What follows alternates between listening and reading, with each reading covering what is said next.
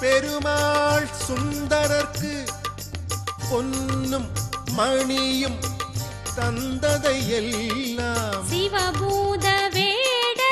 திருடர்களால் திருடி திருவிளையாடல்கள் செய்து ஆரூர் தோழன்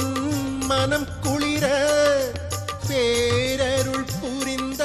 முருகநாதரை புகழ் மணம் கமழும் திருமுருகன் பூண்டி சிவனின்